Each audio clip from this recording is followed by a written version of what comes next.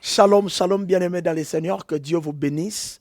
Et je viens vous souhaiter vraiment le bienvenu dans notre émission Pasteur dis-nous tout.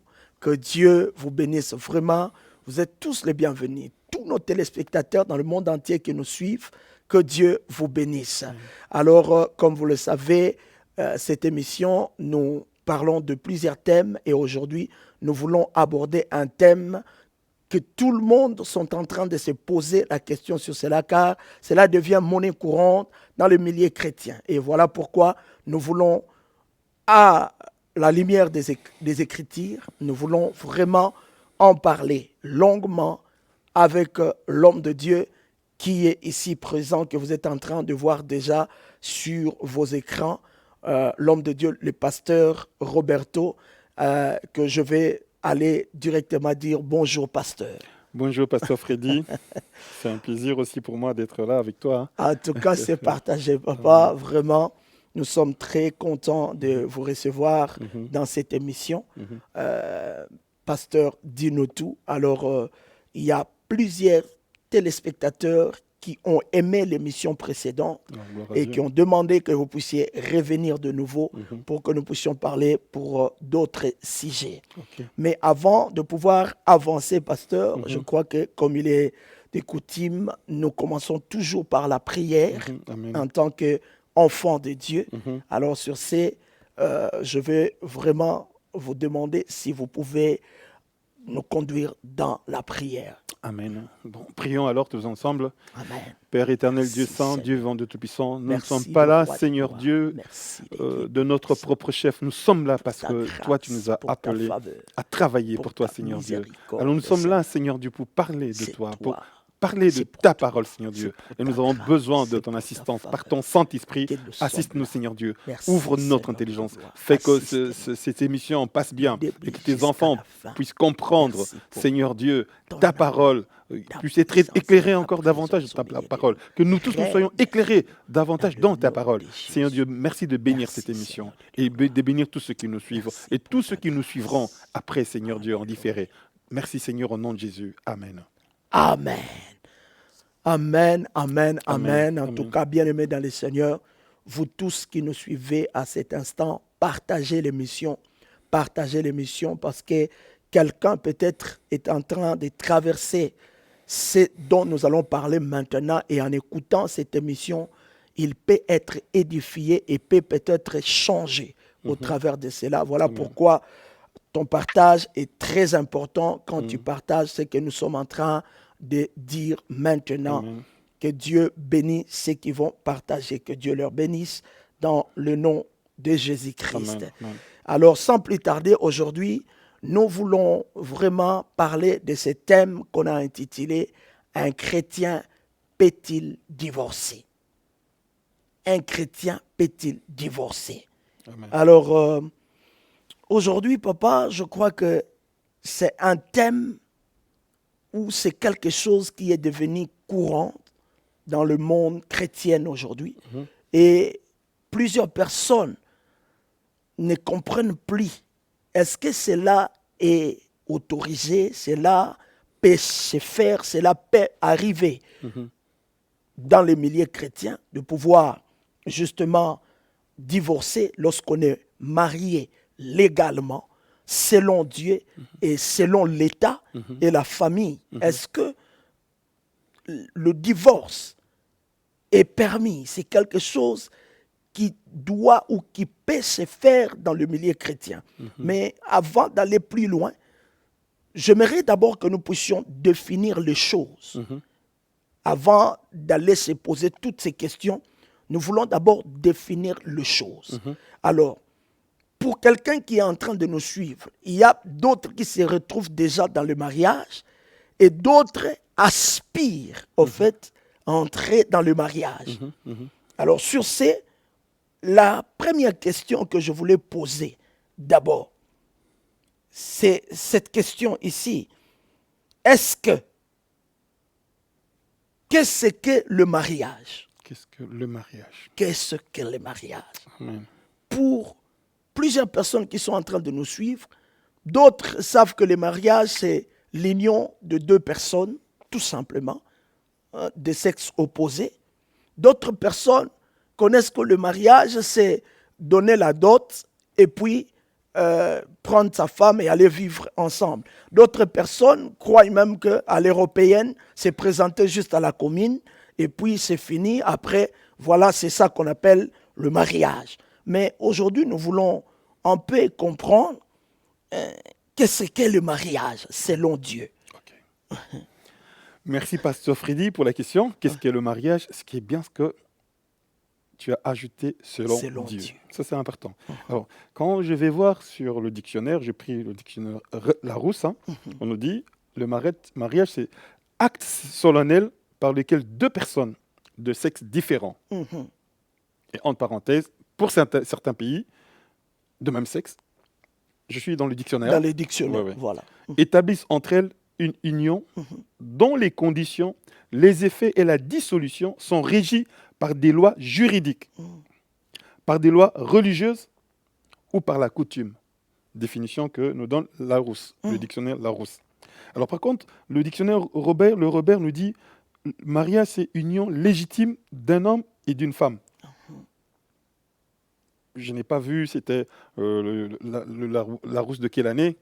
Je crois que c'est plutôt le Robert de quelle année? Mais voilà, parce qu'ils ont changé d'ici là, depuis là.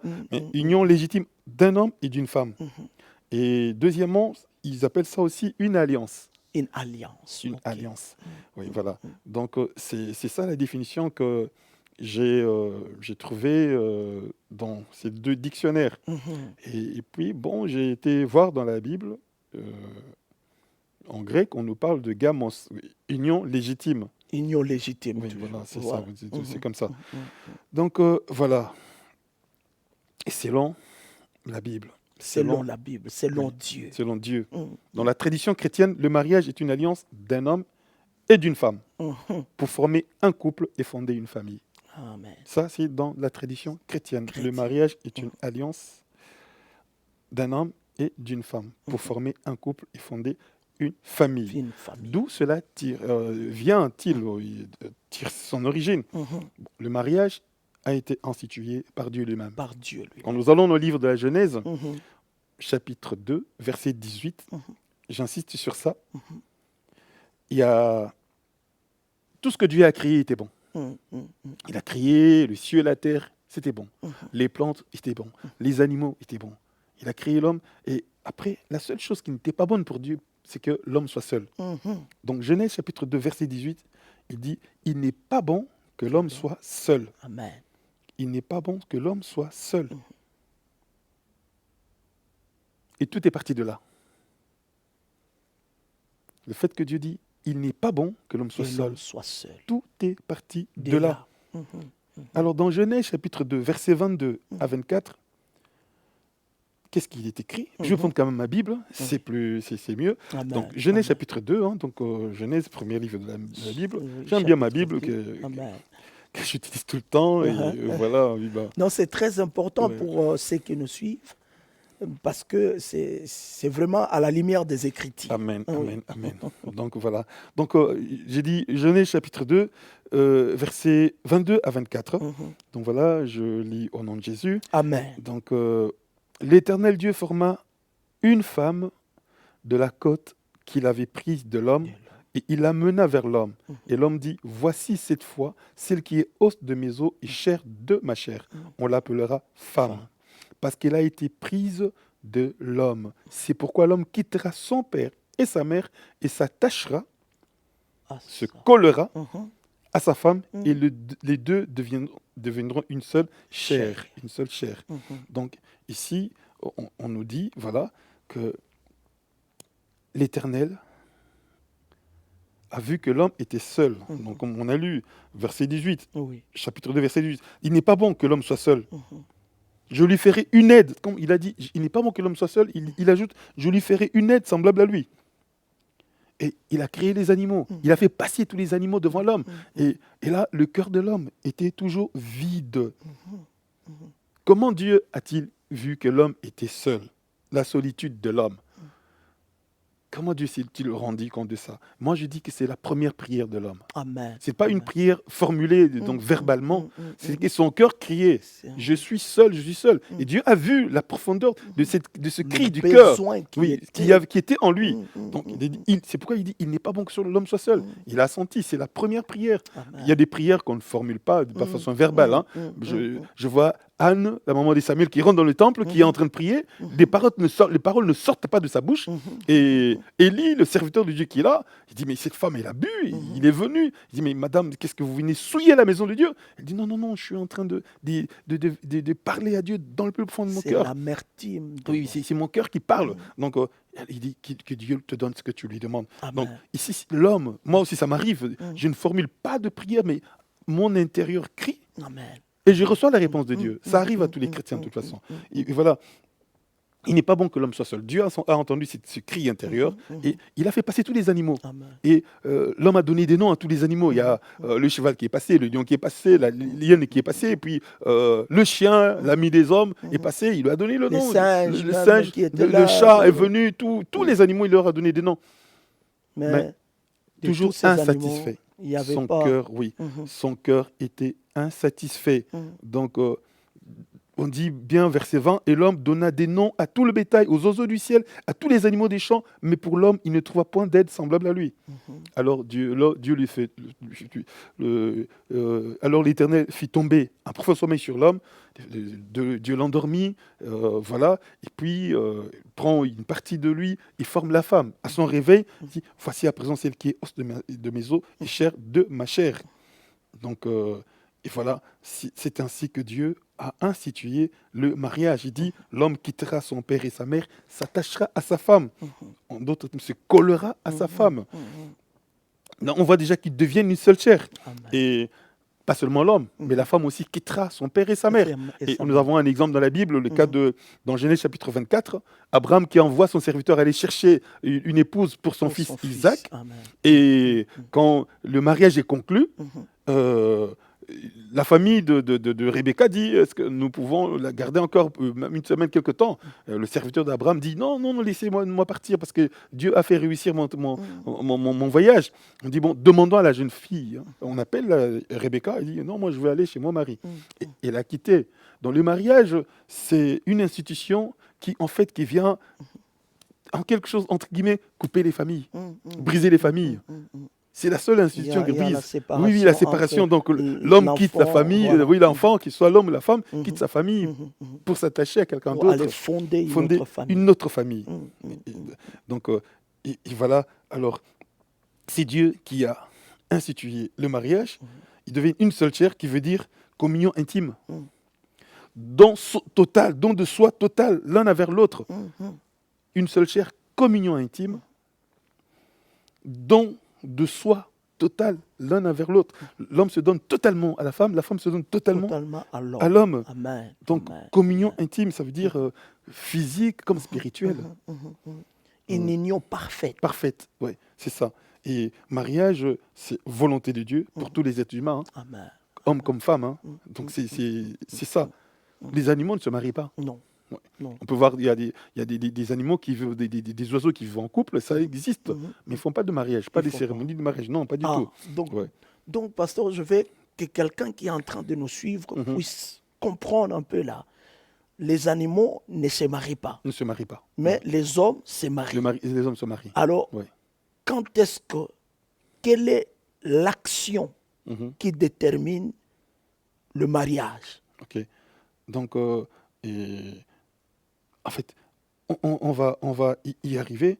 Et parce que moi, ce qui est important, c'est que selon Dieu. Voilà, c'est vraiment le mariage selon Dieu. Oui. Donc, on voit que le mariage est institué de Dieu. Et Dieu dit que le mariage soit honoré de tous. Amen.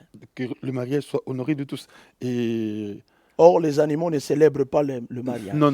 Donc, ça veut dire que tout le monde n'honore pas les rites. Oui. Comme tu poses la question, moi, je vais quand même y aller. Je vais quand même essayer de répondre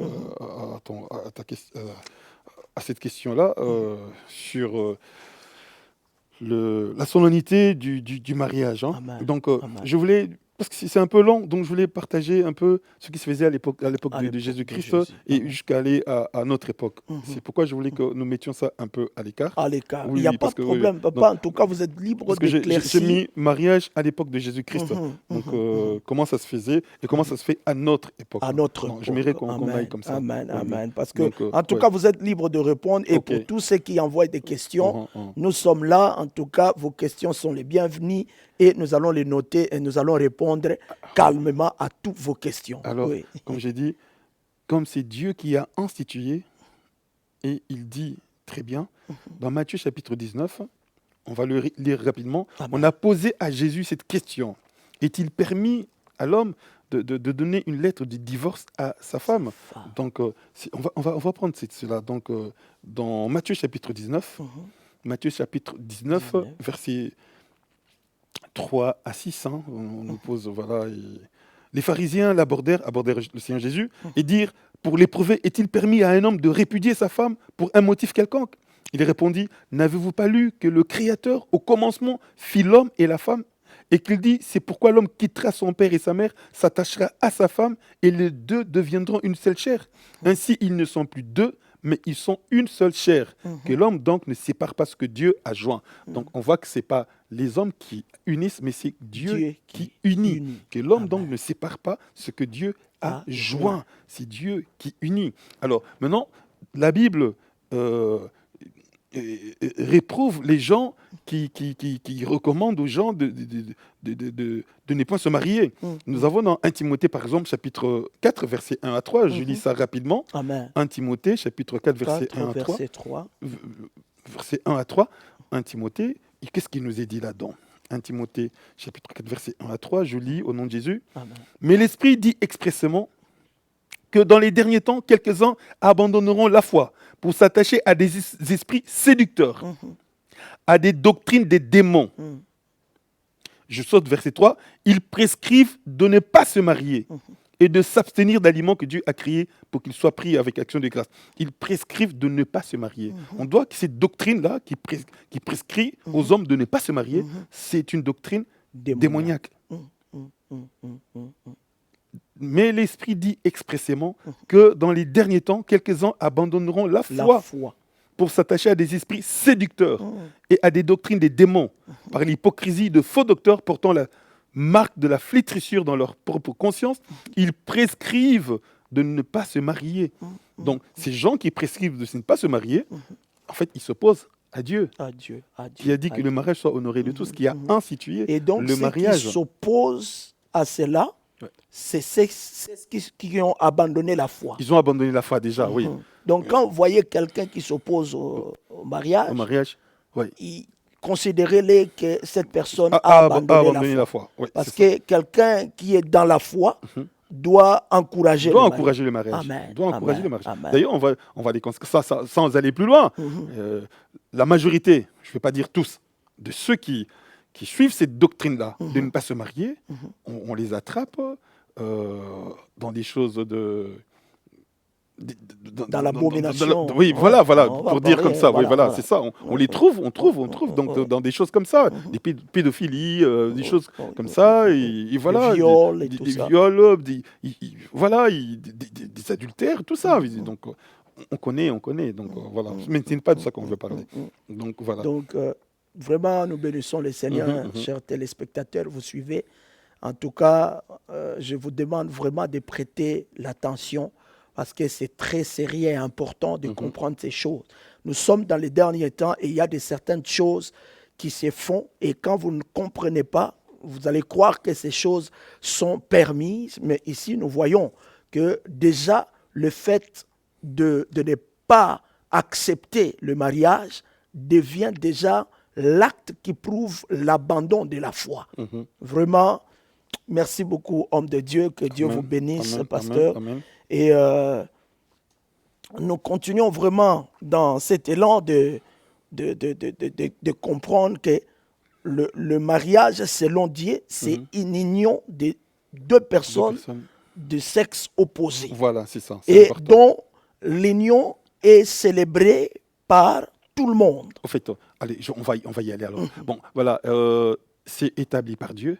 Et le célébrant qui est là, c'est d'abord Dieu. Amen. Il célèbre, il est en même temps, l'instigateur c'est lui, et il est en même temps témoin. Amen. Et alors, il y a dans la cérémonie du mariage, on va aller, comme j'ai dit, c'est dans l'église, l'État ou la famille. Au départ, j'ai parlé de ça. De ça. Donc voilà, ça se fait par l'État, dans le code civil, Voilà. l'État. Et puis, il y a le mariage religieux, oui. Il y a ou le mariage aussi de la coutume. Et dans tout ça, il y a des témoins. Les témoins sont là. Amen. La famille est témoin, et les amis, les connaissances sont des témoins. Dans l'église est témoin. Donc Dieu est l'instigateur.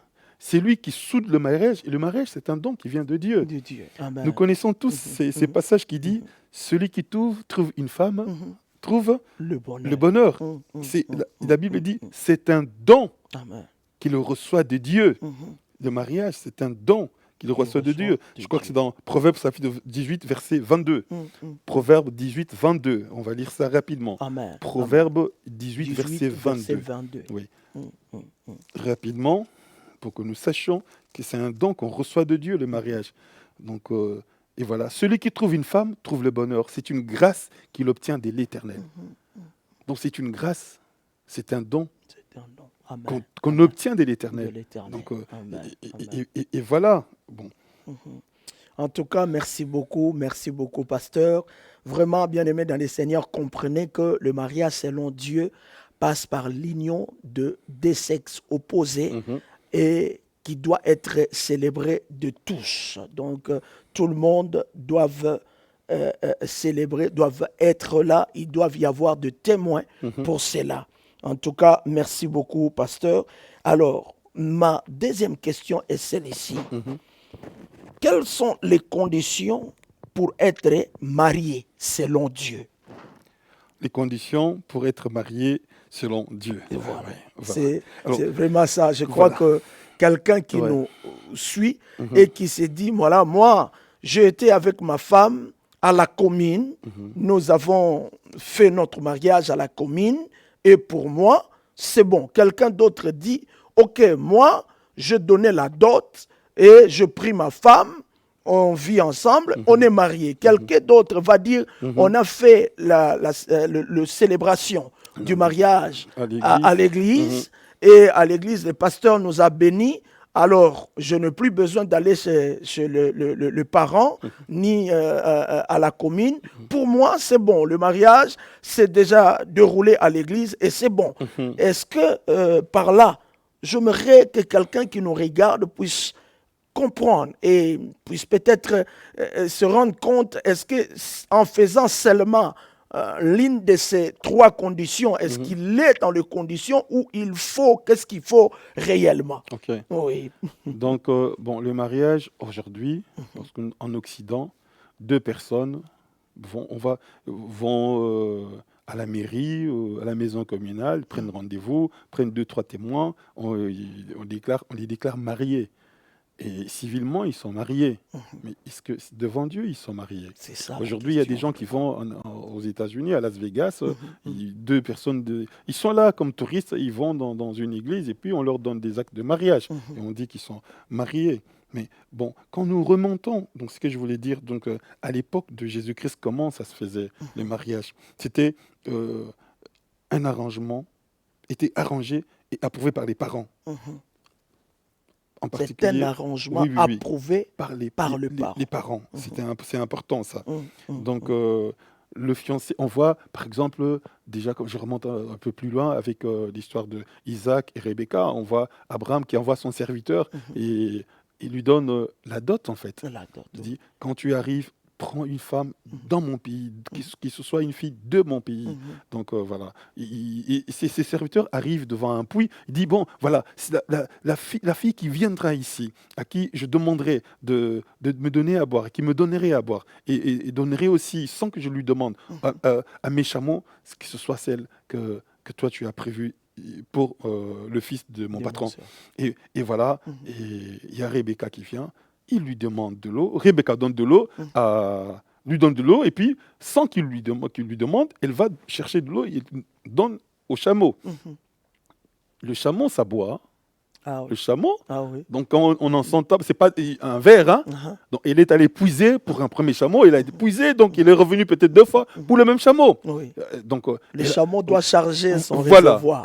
Et là, lui, il regarde, il dit waouh.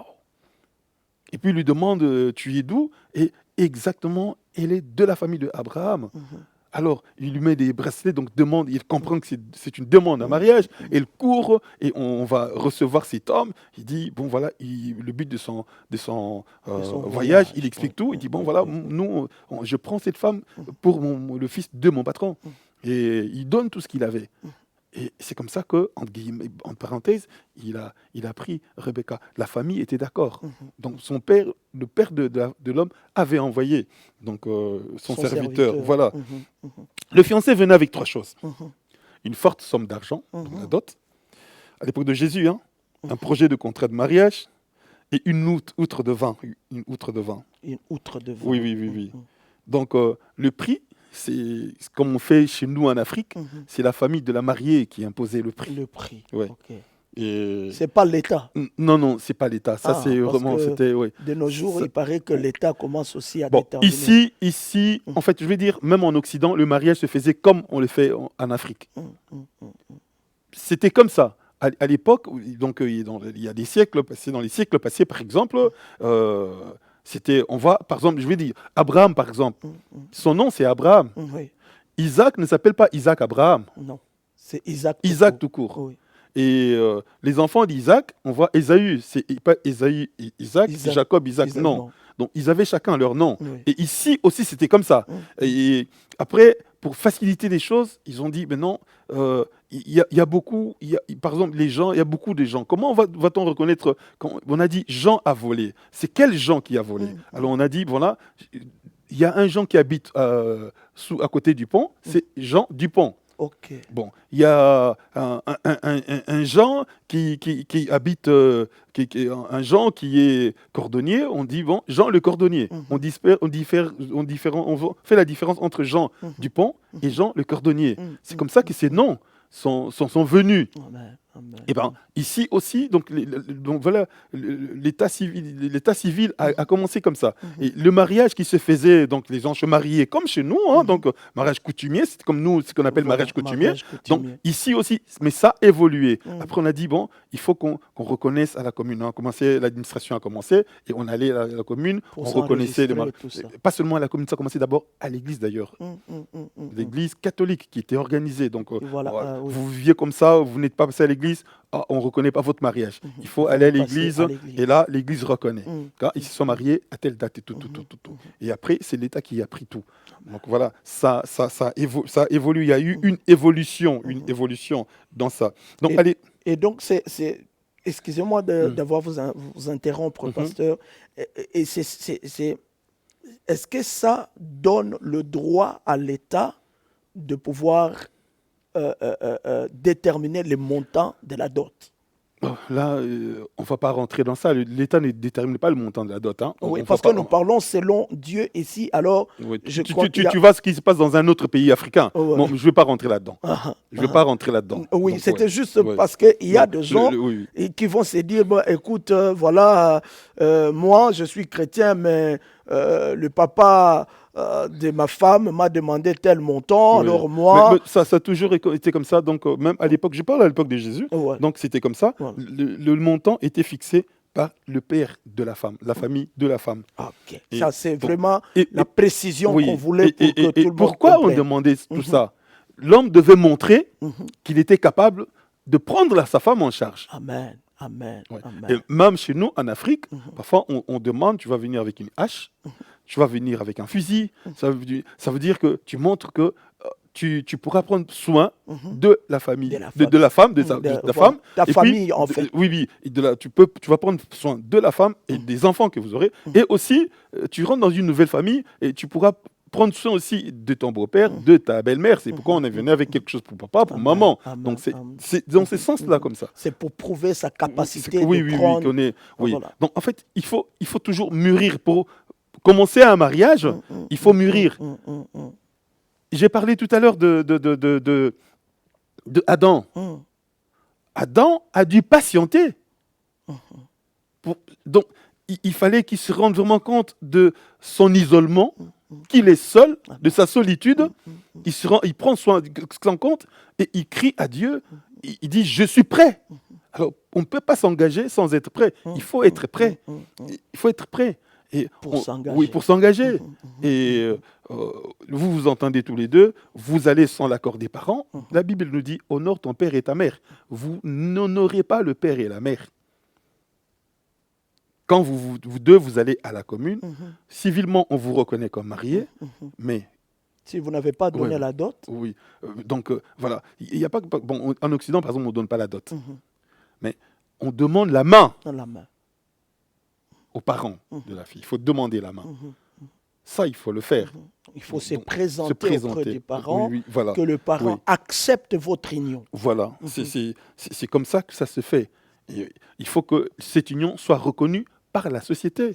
Parce qu'au fait, il y a aussi des choses, entre guillemets, il y a des parents de mauvaise foi qui ne veulent pas que leur fille se marie. Par exemple, voilà, nous, on ne voulait pas qu'elle devienne chrétienne. Et moi, je ne veux rien entendre pour son mariage et tout ça.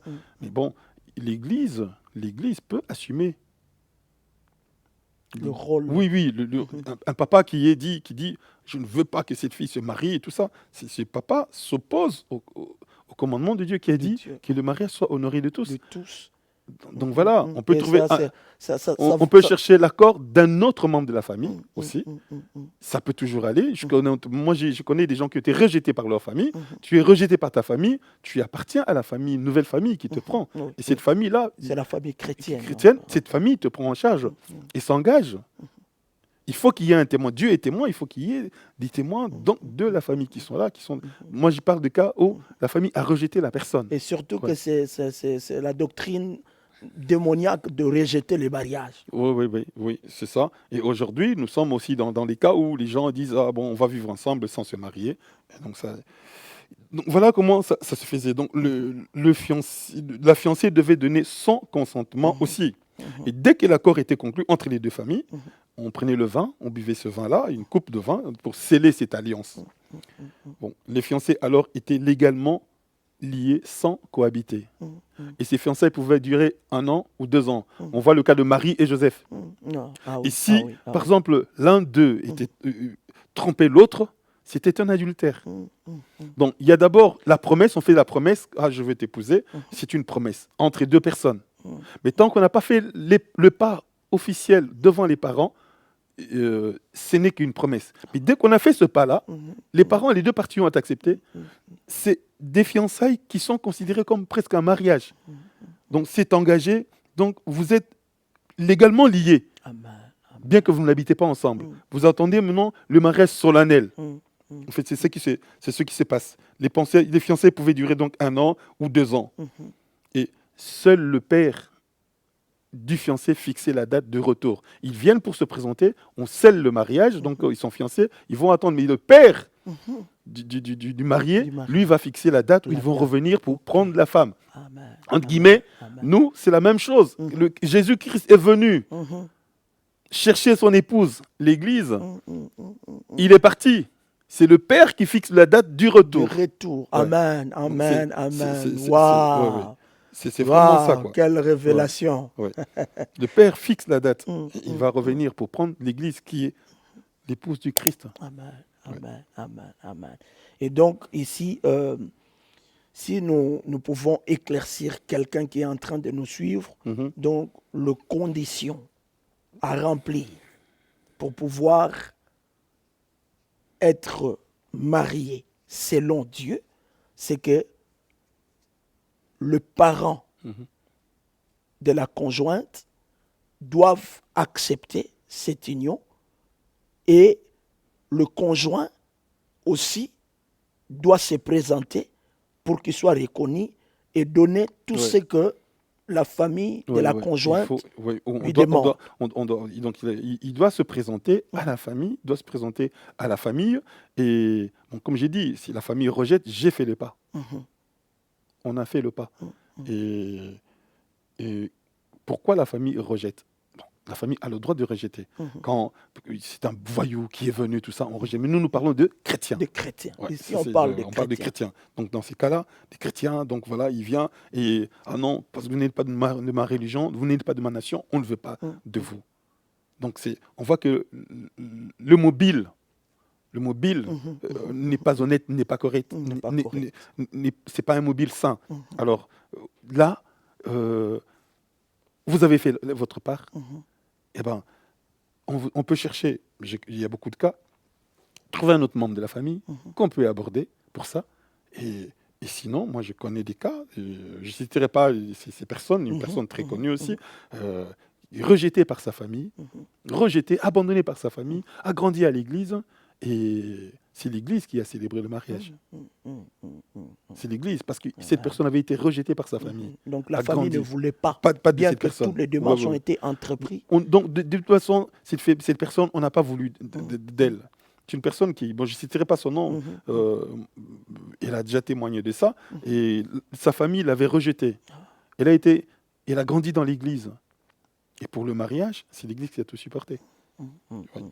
Donc, il y a... Et dans ces cas-là, Mhm, la dot de l'homme mhm.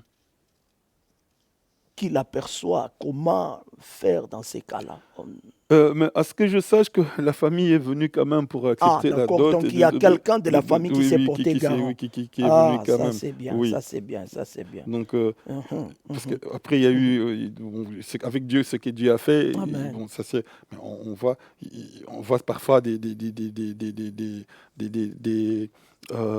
chrétiennes d'origine musulmane, des gens qui étaient musulmanes, qui se sont convertis, qui sont rejetés par leur famille, et parce que la famille est restée des musulmans, Mhm. et Et ils n'acceptent ils pas ce mariage n'acceptent pas ce chrétien. mariage, oui, oui, oui. Mhm. Mais là, eh ben, on n'a pas à forcer les choses. Non, non, Et non, la non. personne doit se marier. Mhm. La Bible dit, mariez-vous au lieu de...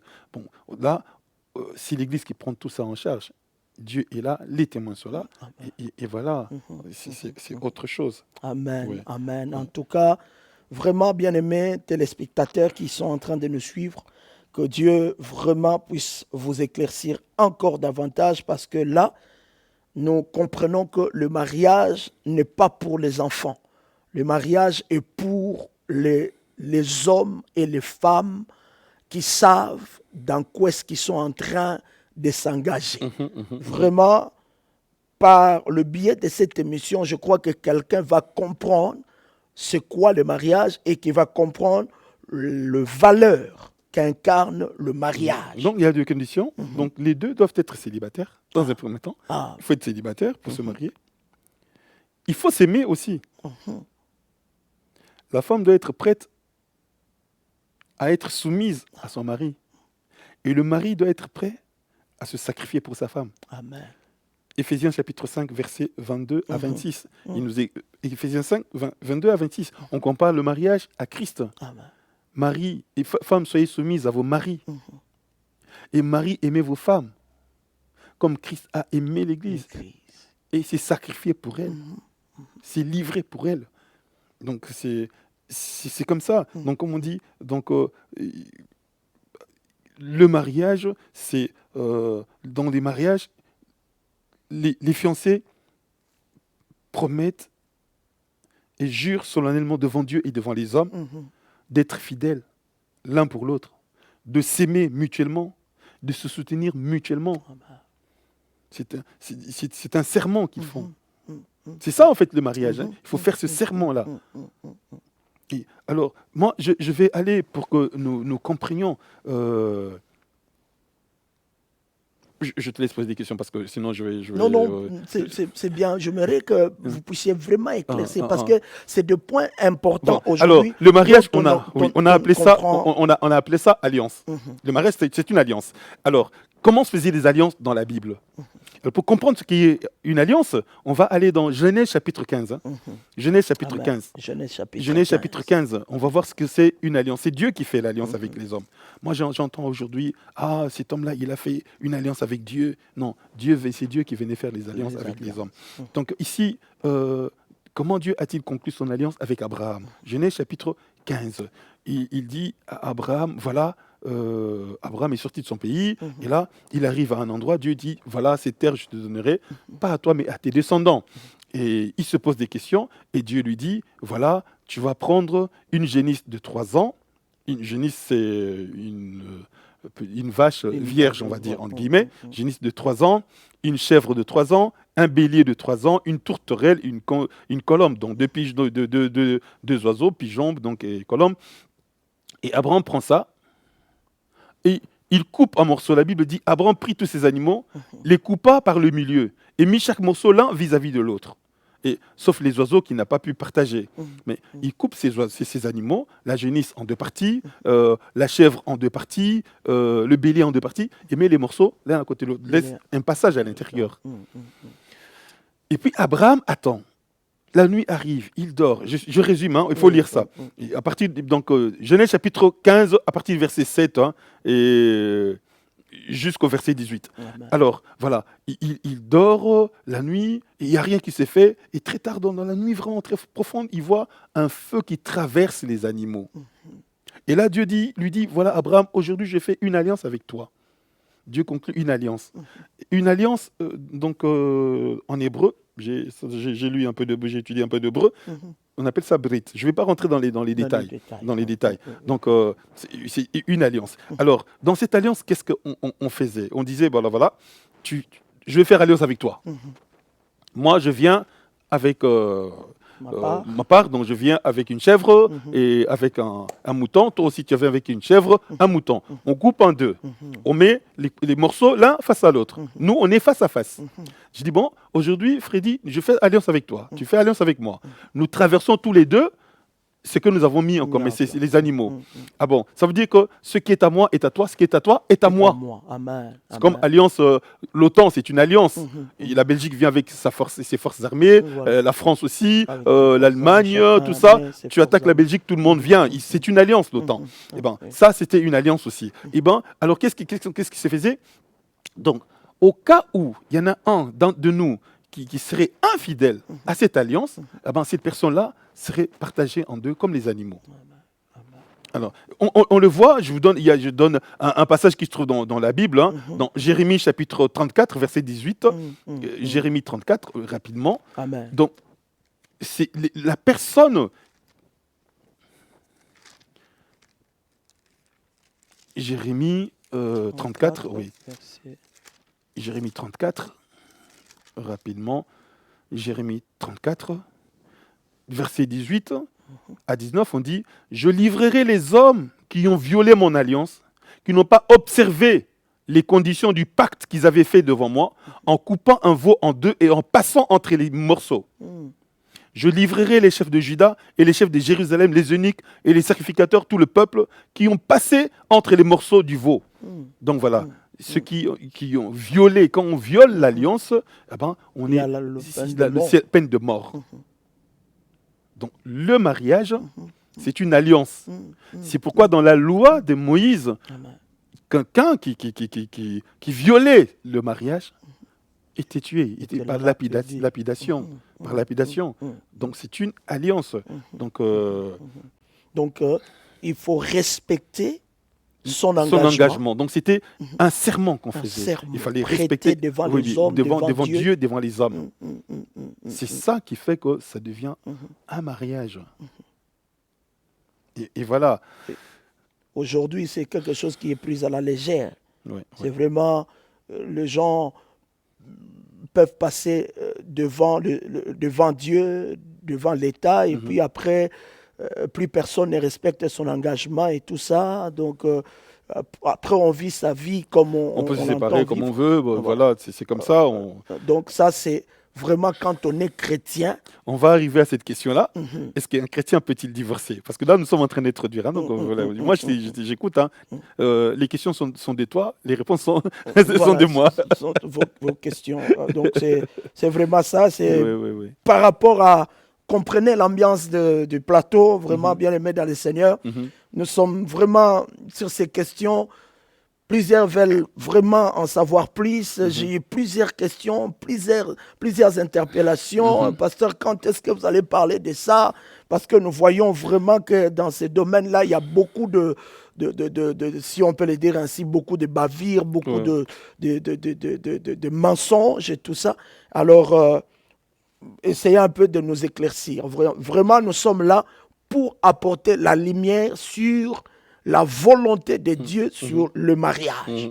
Donc, c'est vraiment ça. Alors, pasteur, en tout Oui. cas, merci beaucoup déjà pour répondre à cette deuxième question, les conditions qu'il faut vraiment, selon Dieu, pour le mariage. En tout cas, ça, c'est vraiment quelque chose de très important. Alors, la troisième question, vous l'avez déjà répondu parce qu'elle disait ceci, elle disait, pourquoi Dieu a-t-il institué le mariage? Mais nous avons vu que c'est parce que l'homme était seul. Bon, le but du mariage, j'ai donné ça, instituer le Voilà. mariage, c'est pas, il Oui, n'y a pas oui, que ça. oui. Le but du mariage, c'est d'abord, la gloire de Dieu. Amen. Il a institué là, c'est le mariage pour sa gloire. Et on voit que Dieu, il parle d'alliance. Vous avez violé mon alliance avec vous. Donc, il parle du peuple d'Israël comme de l'épouse, de son épouse. Il parle de l'Église comme l'épouse du Christ. Donc, et on voit, donc, un, c'est pour la gloire de Dieu. Deux, c'est communion et soutien mutuel des époux. Le but du mariage, pour la gloire de Dieu, pour la communion et soutien mutuel des époux. Et le mariage, c'est la base de la famille. Le mariage ainsi que la famille sont la base et le fondement de toute société. Et ça, c'est important. Amen. Donc, d'abord, c'est pour la gloire de Dieu, lui qui a institué le mariage pour sa gloire, et pour que il y ait communion et soutien mutuel des époux, Mutuel. pour que les époux montent une famille, créent une famille, donc base de la famille. Le mariage, c'est la base de la De famille. la famille. Et puis, la famille unie, c'est la base de toute la société, la fondation, le fondement de toute société. toute la société. Oui, de toute Amen, société. Amen, amen, Oui. amen. Donc, ça, c'est vraiment le raison pour laquelle Dieu a institué le mariage. Je vais donner un exemple. Je vais aller... un animal, par exemple, une antilope, quand il met au monde, le petit, dans 5 minutes, il est debout. Il est debout, 10 minutes, il commence à courir. il commence à manger aussi tout Oui, et tout ça. Le petit du lion, ça prend quelques temps, c'est vrai, mais en quelques mois, il commence à se débrouiller. ça. Il vit sa vie. Ben, le petit de l'homme qui a 5 ans, Il dépend tu tout laisses seul. seul, il est mort. Ah ouais. 7 ans, 8 ans, seul, 10 ans, seul. C'est difficile. C'est difficile. Donc c'est pourquoi Dieu a voulu qu'il y ait 2 personnes, papa, maman, pour s'occuper des enfants. Pour s'occuper de S'occuper leur éducation. de tout, de tout. Donc Il faut nourrir. prendre soin de il cet prendre enfant, il faut le soin nourrir. de- Il est totalement dépendant des Amen, parents. Amen, amen, amen. Donc, Et donc par là, on comprend que si une famille est bien assise, la société aussi la serait vérité aussi. efficace. Bah oui, c'est ça. C'est Donc la tout famille, ça part à ouais. partir d'un bon mariage, Ouais, ouais. selon Dieu. Si. Ouais. C'est la base de la société. Et ce que nous sommes en train de vivre aujourd'hui, la dégradation des mœurs et tout ça, ça part de la famille. Hein. La famille est désorientée, désorganisée. Donc le mariage déjà est brisé, tout ça. Et on voit le désordre dans le monde. C'est ça. Amen, amen, amen, amen, amen. En tout cas, bien-aimés dans le Seigneur, comprenez vraiment que c'est un sujet très important. Très important, très important. Le mariage. Les gens se marient aujourd'hui. Le mariage, c'est entre 2 personnes. Ouais. J'aimerais bien souligner ça. C'est pas entre plusieurs personnes. Parce que le mariage, c'est entre 2 personnes. Dieu n'a pas établi la polygamie, tout ça, la bigamie, polygamie, tout ça. Non. Et ces gens dans la Bible qui ont été polygames, ils ont toujours eu des problèmes. Elkana, par exemple, le père de Samuel, avait 2 femmes. On voit la rivalité qu'il y avait entre Anne et Pénina. et Pénina. La jalousie, tout ça. on voit dans le cas de David aussi ce que ça conduit. On voit dans le cas de Jacob et ses femmes, Léa et Rachel, comment deux sœurs ont commencé à se haïr. Et on Salomon, voit la même chose. Salomon pire encore. Oui. Et on voit chez David, Jusqu'à la colère de Dieu qui David, s'abat. la famille, comment la David a été anéantie, à tel point que son fils a voulu le tuer, et son fils est sorti avec ses femmes. Donc, même Abraham, c'est la même chose. Donc, il avait Sarah, il a eu un enfant avec la servante, et après, il y a eu des rivalités. Sarah a demandé que cette femme soit chassée avec son enfant. Et on voit, et de tous ces gens, parce qu'aujourd'hui on dit beaucoup de choses, Dieu ne les a pas approuvés. Quand nous allons je vais aller dans Malachie, ce que Dieu nous dit dans Malachie, à propos de la polygamie, de ces gens de ce temps-là. Dieu parle des gens de cette époque-là. Qu'est-ce que Dieu nous dit? Voici encore, je suis dans Malachie chapitre 2, verset 13 à 15. Voici encore ce que vous faites. Vous couvrez de larmes l'autel de l'Éternel, de pleurs et de gémissements, en sorte qu'il n'a plus égard aux offrandes et qu'il ne peut rien agréer de vos mains. Et vous dites pourquoi? Parce que l'Éternel a été témoin entre toi et la femme de ta jeunesse, à laquelle tu es infidèle, bien qu'elle soit ta compagne et la femme de ton alliance. Nul n'a fait cela avec un reste de bon sens. Un seul l'a fait. Pourquoi? Parce qu'il cherchait la postérité que Dieu lui avait promise. Prenez donc garde en votre esprit et qu'aucun ne soit infidèle à la femme de sa jeunesse. Voici encore ce que vous faites. Ça, tout dans l'Ancien Testament. Dans l'Ancien Testament. Vous couvrez de larmes l'autel de l'Éternel et de pleurs et des gémissements, en sorte qu'il n'a plus égard à vos offrandes. Dieu dit, vous couvrez mon autel de larmes Et de et du gémissement, en tel point que je n'ai même plus égard à vos offrandes. Et vous dites pourquoi? Il dit, parce que l'Éternel a été témoin entre toi et la femme de ta jeunesse, à laquelle tu es infidèle. Il dit, nul n'a fait cela avec un reste de bon sens. Un seul l'a fait. Et pourquoi? Parce qu'il cherchait la postérité que Dieu lui avait promise. Ici, on parle d'Abraham, quoi. Le seul qui a fait ça avec un peu de bon sens, parce que bon, sa femme étant stérile, il s'est dit, bon, sûrement que la postérité, je devais l'avoir ailleurs. Et Dieu n'a pas approuvé tous ces gens-là. Donc, voilà. Amen, amen, amen. Et le mariage, les deux deviennent une seule chair. On ne dit pas les trois, les quatre, les cinq. Non. C'est pour deux personnes. Voilà, c'est vraiment ça. Amen, amen, amen. En tout cas, nous bénissons le Seigneur. Vraiment, que Dieu vous bénisse, pasteur.